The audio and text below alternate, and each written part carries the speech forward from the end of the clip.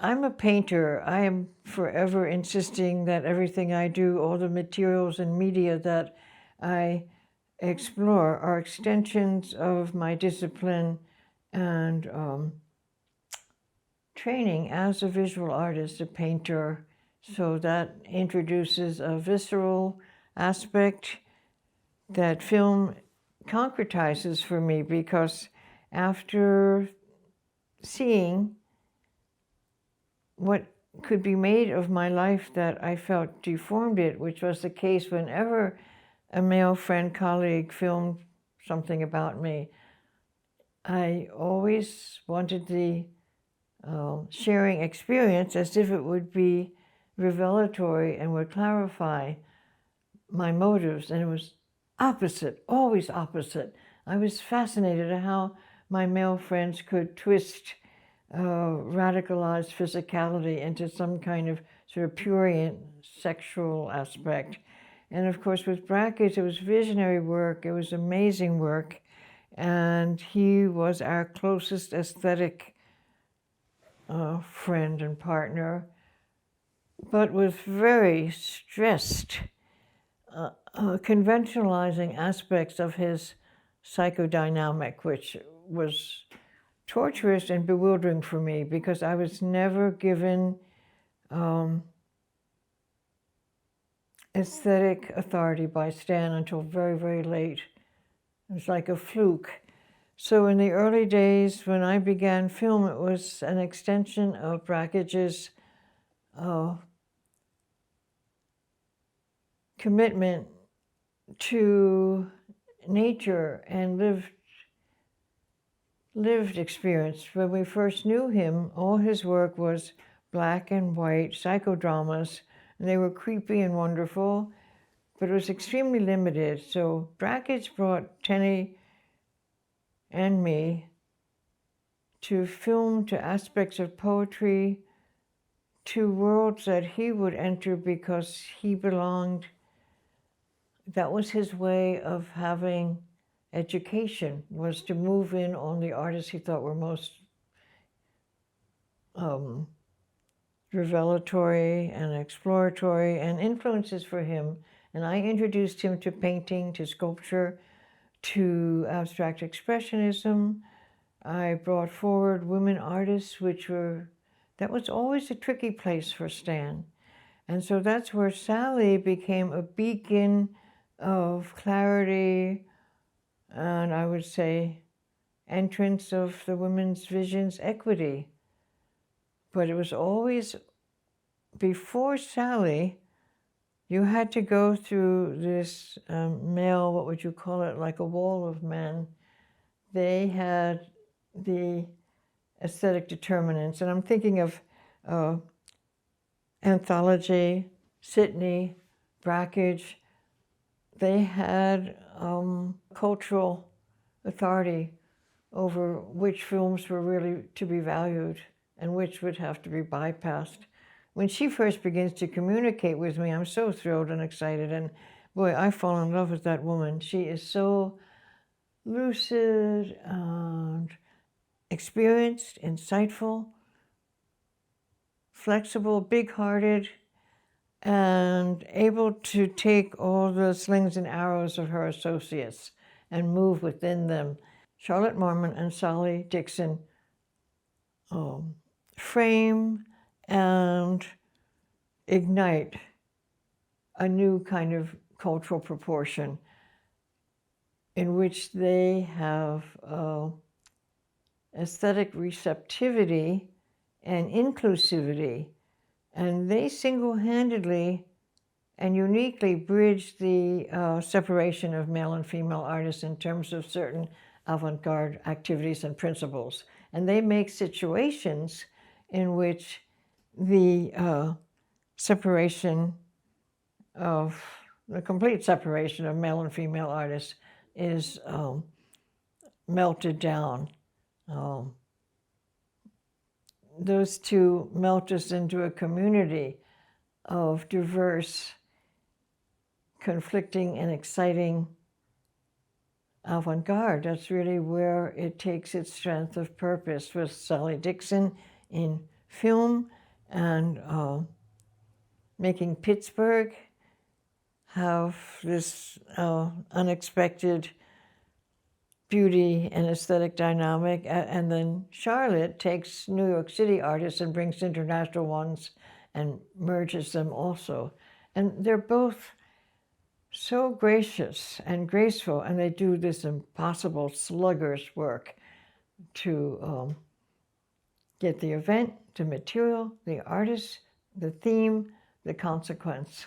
Sally's work was always in contention and extending the acceptance, the aesthetic acceptance of the male culture that was very, very, very limited and harsh. And of course, Robert Haller is one of the opening thresholds into film theory and film practice that is equitable. Also because his partner, Amy Greenfield, Amy Greenfield is a performance artist, body artist, and she reifies all the principles that Robert was first, in my experience, so helpful with. So, of course, he also sustained Sally's work when they were demeaning her and trying to get rid of her from Carnegie. When Sally Dixon was promoting or acceptance of my work and of other women artists, that was hard for Stan, and also he maintained a kind of majestic selfhood in terms of filmmaker. A kind of kingship. So when Sally said she was leaving, my and Sally's impression was that Stan went completely out of control.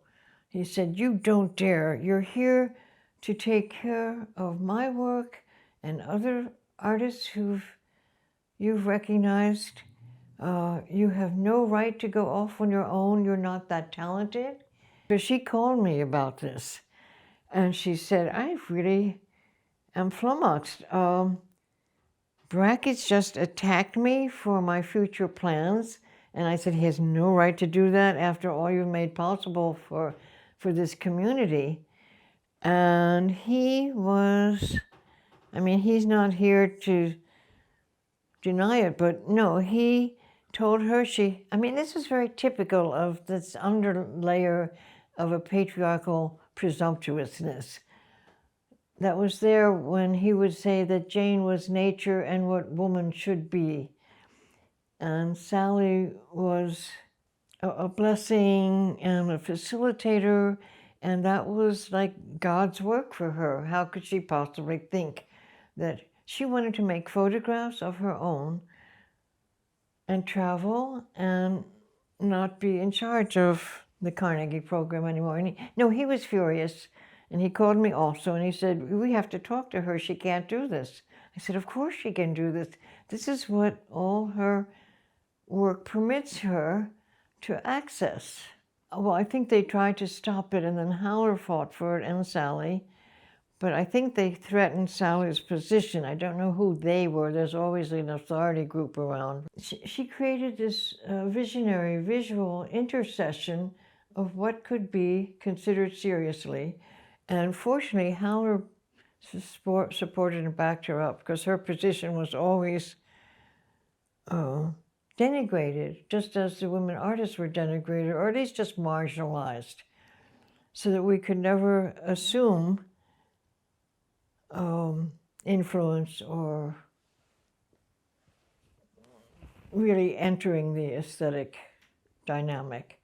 But it happened, and it continues to happen. I met Jim Tenney through a mystical set of coincidences in New York City. I had a full scholarship to Bard, room, board, tuition, because I had a wonderful junior high school teacher who said, "Your family won't probably want to send you to college, but you have to go. So here, write these 3 names down and never lose them. And when you're a little older, write to these places." And she wrote down Bard, Antioch, and maybe Swarthmore. I could never get into Swarthmore, but Bard and Antioch were really responsive.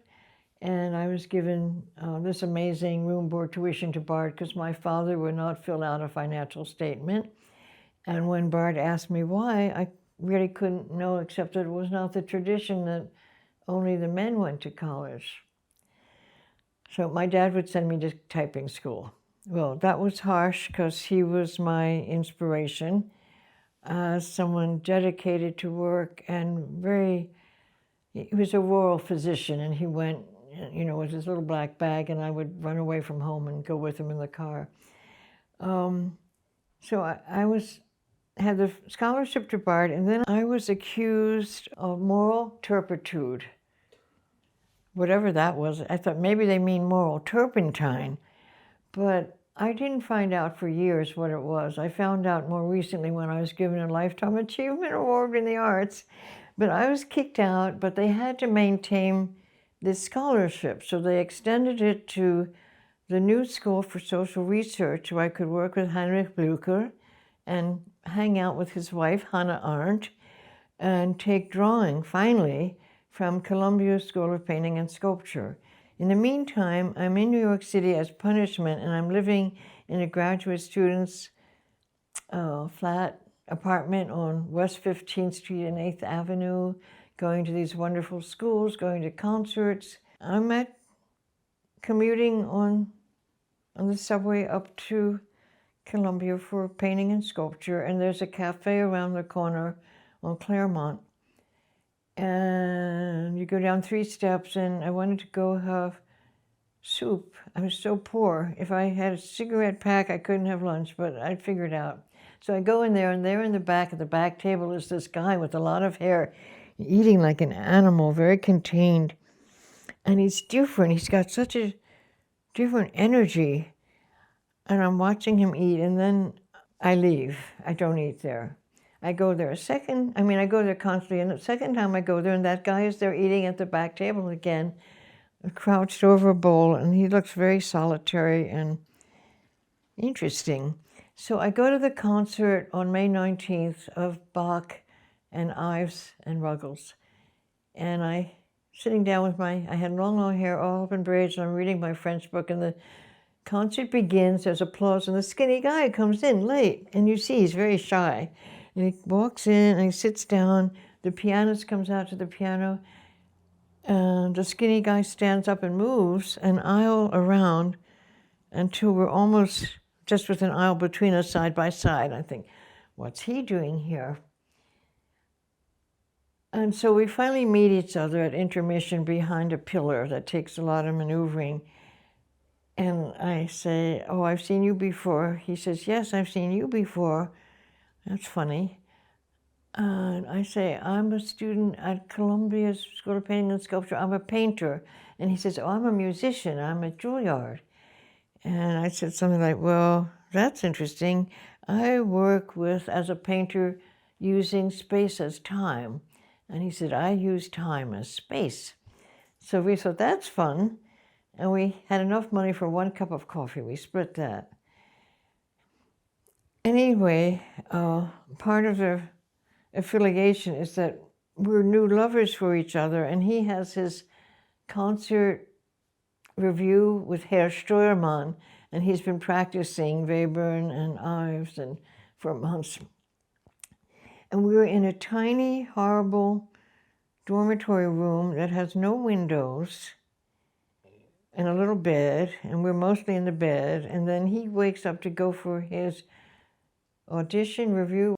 He puts on his one jacket, because he's so poor, he doesn't even have gloves for winter. And he goes in for the concert, and he comes back, and seems fast. I said, how was it? He says, it was yesterday. We made love through it. We had no idea. And Steuermann is furious and is withdrawing Jim's fellowship and will not work with him anymore. So that's how we start out, up the creek. In the meantime, Jim says, my best friend is coming from Colorado. He makes films, and I've done music with him, and we both went to South Central High. And it's Stan Brakhage. He's a little older than Jim. That's his they have a profound friendship. They're the only aesthetically advanced and different kids at that high school. They've been an inspiration to each other all through the high school and beyond. And so we start sharing our work and communicating it. And Stan is in an indeterminate aspect of his sexual identity. So all the gay guys, Willard Moss, filmmakers in New York, Warhol, we meet all this realm of gay artists through Stan very early on. And it becomes the basis for a remarkable cultural history that's going to sustain us. Culture is phobic it's phobic and suppressive of nature and the ecstatic and the sacred. And those are all issues that Brakhage and Tenney and I share. And Sally, of course. So Sally becomes a sieve, like a wonderful aesthetic sieve through which we begin to be able to admit interest in formulations and friendships that haven't risen in the male film hierarchy. It's going to be 25 years when he's finally at MoMA, and he doesn't know I'm in the audience. And Stan is going to talk about his influences and how important the influence of painting has been for him. And I'm there with my little ears twisting up like, whoa, whoa, you know where you learned about painting, right? And he says, I owe my visual concentration and my appreciation for nature and painting from Carolee Schneemann. And I'm like, oh, I just collapsed in my chair. It's a packed, full, wonderful audience, and I never expected that because it's towards the end of his life. Stan always is saying, Jane is natural, Jane is nature. You're an aesthetic construction. You're a set of assumptions. But hey, man, I brought you all the contact with de Kooning and Pollock and Klein and Impressionist women painters. But Stan, as you know, also is very passionate. Certain women make through his aesthetic, and they become sort of guardians of the closed gate. Well, in order to make fuses, I had to borrow cameras. And I borrowed Stan's Bolex when he was around, a little wind-up, not a little, a big one. My first footage was out that window, which was covered in ivy, and had handmade woolen curtains that have subsequently been eaten by moths. But my very first shot was my cat in the window with the green ivy that's in the film. And all the guys who lent me their cameras, they had a way that I've written about where they loaned me their cameras as if I was going to bleed in them and that they wouldn't come back okay. But they came back okay without their knowing that they had been strapped to light fixtures from the ceiling and kicked off the bed. And a wind-up Bolex for an erotic film was something I hadn't anticipated.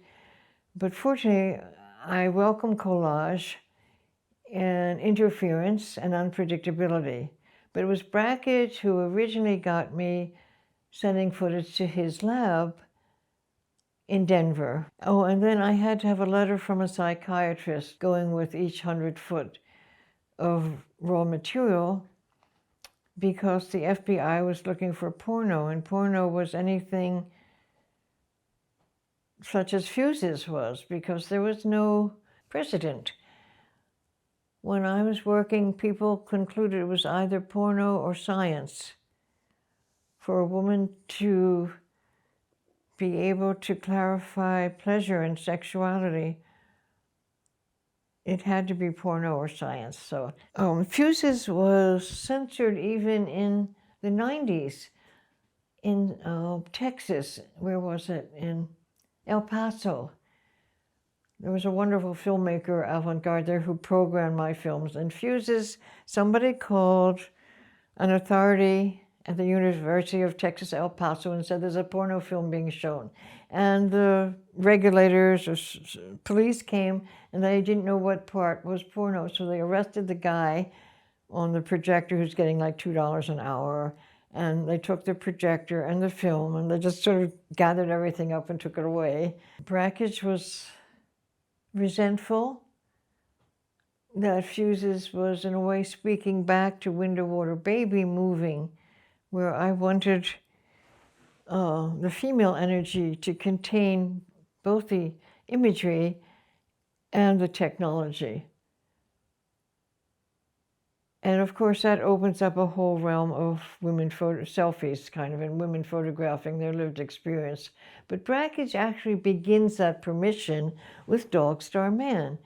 And that happens after he's been staying with us, that he accepts the power of an ordinary configuration that is not grandiose, that involves the male vulnerability.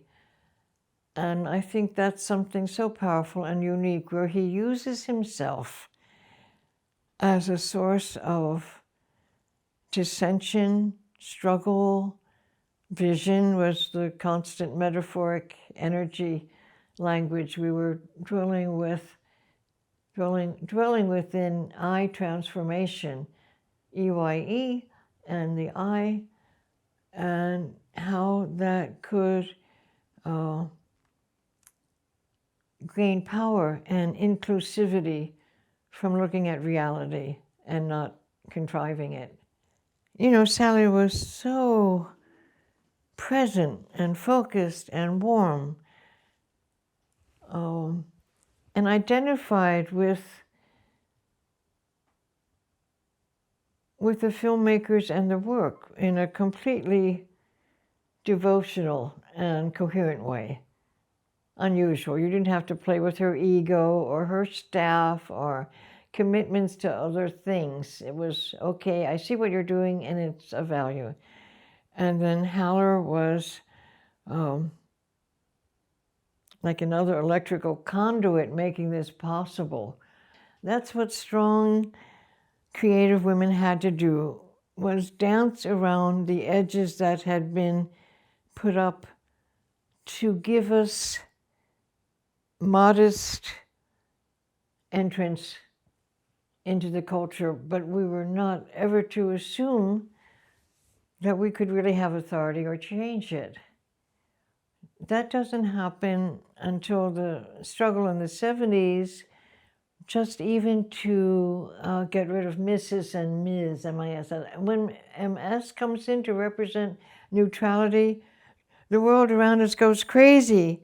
These women are insane. What do they think they're doing? We don't care if they're virgins or not. It was, I mean, just to assault the conventional thresholds made huge amounts of fuss and smoke and ire. But now we don't see it. So Sally had this beauty and grace and self-determination and self-conviction of what she could facilitate. And of course, it was appreciated but constrained, that she mustn't take credit for her own gifts, that they had to be turned over to male aesthetic principles, and then she was good. As an artist, when I have someone in a position to really facilitate and I hate this word, but valorize my work, I fall in love with them, absolutely, no question. But that doesn't mean it's a sexual love affair. In fact, it usually isn't. But it's highly energized and sensuous and pleasurable, and facing issues together is delicious, consequential, even though, as we see now with artists like Barbara Rubin and dozens of women artists who were active in the 70s, 60s, 70s, 80s, that it might take 30 years to make a space within male constraints a need to dominate. They need to dominate. They need to be the force field. And they're good. I mean, most of the powerful male artists I know, not all, also control their galleries and their collectors. And the male artists who are most successful are idealized by male culture. They're youngish, they look strong, they're self-determined, and they're the ones who have a consistently powerful aspect of work that is rewarded. And that could never happen for Stan. He was in a new formulation, new material, and living the life the way he thought it had to be, which was managing without income often, managing with crazy jobs, believing in maternity. Like that, women, that's what women do. They fulfill your future. And that's what Sally was doing aesthetically and morally. So there were constraints about how responsive she was to many artists. Well, that was also what I loved about her, that she really could see a world that was congenial and vibrant for us. And I saw it sustain itself in her photography, which I thought was significant and needed appreciation, deserved it. And this is a shock that Ricardo wasn't really appreciating, because she was also working for his job and his sensibility. Her writing was wonderful, and not much of her writing was printed in a fully focused way. You know, it should have been central to the anthology film notebooks and such things, and it wasn't, was it? Being with Sally, you know, it's just such a pleasure. She was so warm and loving and open and smart, and she's what you would want for your best girlfriend. And we had everything to talk about, art, life, and she had family. I wouldn't do that. I just had to make the work. The mother is there to be used, to be suckled, to, even if you have to dry her out, she's there to provide for her offspring, for their future. She is not in any way ever to exceed for herself without making problems what the children can expect from her. And I know this from being in college with friends, kids at Bard, particularly the women. If they wanted to be artists and their mothers were artists, it was the psychological convention to be furious. Furious. How dare mother think that painting in her studio is more important than listening to my battle with my girlfriend? Or, you know, as I was raised, it was to reproduce. If you didn't want children, my dad said, well, you're a monster. I guess I'm the runaway monster. And growing up in a farming community, when a kid liked you, like the little boys would say, I want you to breed my children when we grow up. On the school bus, he'd say that. Mother is always a surrogate. At least in my life, I've never known a woman really being rewarded well and honestly for her aesthetic depth. It has to happen. There are always exceptions. My godmother was my inspiration and help. Hannah Arendt. I mean, all the women writers from de Beauvoir. My huge library of feminist texts takes the patriarchal, grabs it at its crotch and pulls it all apart.